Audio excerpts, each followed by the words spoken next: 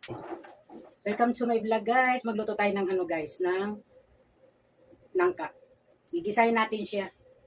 Kunting mantika lang dahil maglalagay pa tayo ng kanyang ano, gata.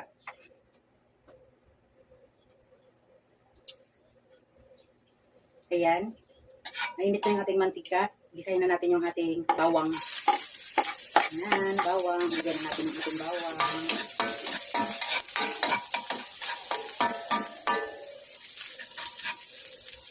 Ang ating isasahog sa ating nangka guys ay ito oh. Niritong isda. Sunod natin yung loya.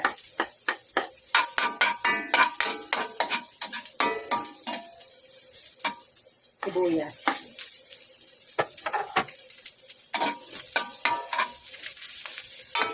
Kala na yung lola nyo.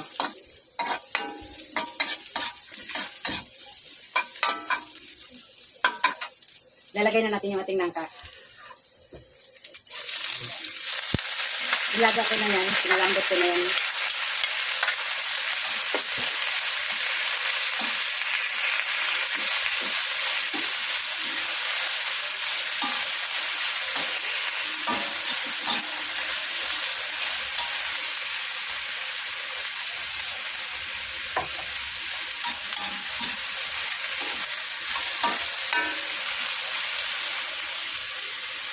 Sunod na natin yung ating kakanggata, no?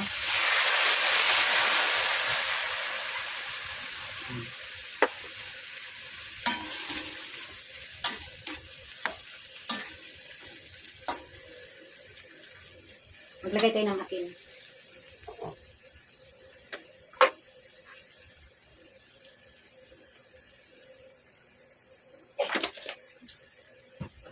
Maglagay din tayo ng ating paminta.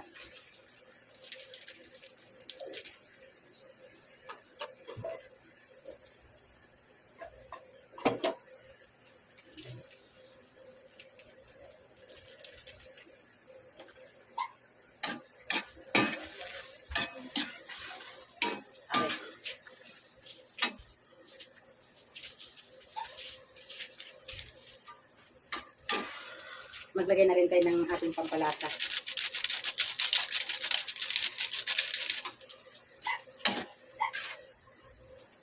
Ilagay na rin natin yung ating malunggay.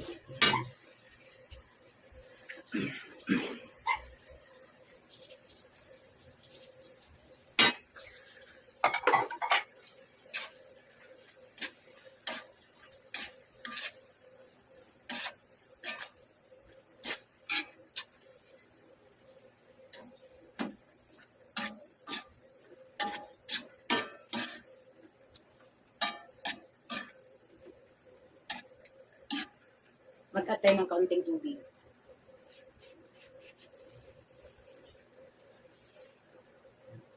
Para may sabaw-sabaw naman.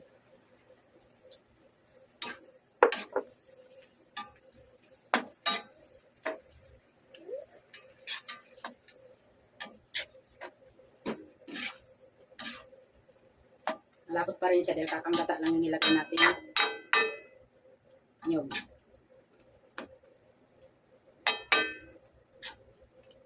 Nyog naman talaga yung gata, diba? Ayan. Ayan. Spiso gihapon siya, guys, oh. Spiso siya, spiso. Malapot, yan. Ilagay na natin yung ating isda. Ayan. Hindi natin siya himayin. Buo lang ilalagay natin.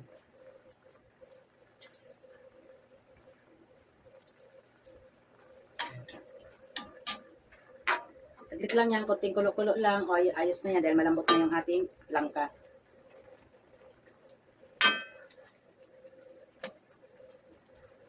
Yan. Madali lang magluto ng nangka kapag ay nilaga nyo na yung nangka. Saka nyo gisahin. Pwede naman yan sa inyo. Pwede nyo isabay na yung mga ingredients sa nangka. Lahat ng klaseng ihahalo nyo. Pwede. Saka nyo pakuluan.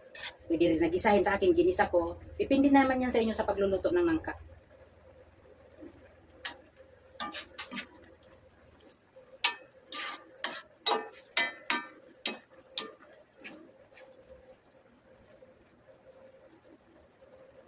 Pinailalim ko yung ating sinahog na prito para maglasa naman yung nangka ng isdang prito. Isdang pinirito. Yun.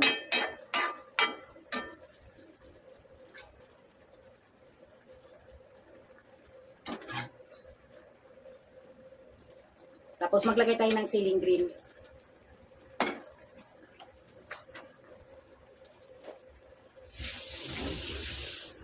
Inog na talaga yung ating ceiling green. Putulin natin sobrang haba.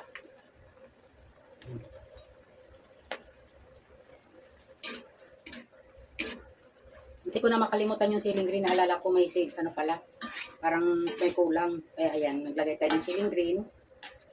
Kuluan natin yung ceiling green sa sabaw para ay magkaroon naman ng ano.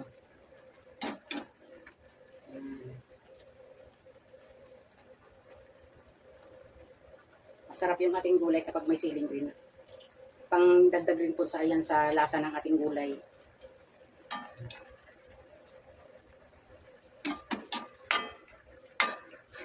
Kailang yung kanyang sabaw.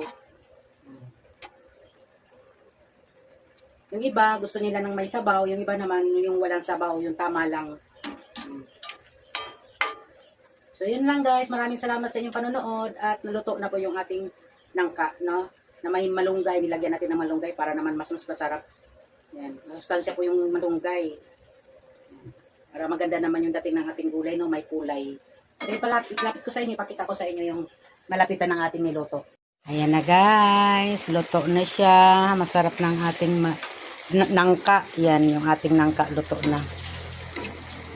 May malunggay po, no? Ayan, sarap. Ayan na natin yung ating kalan. Ayan, off na natin.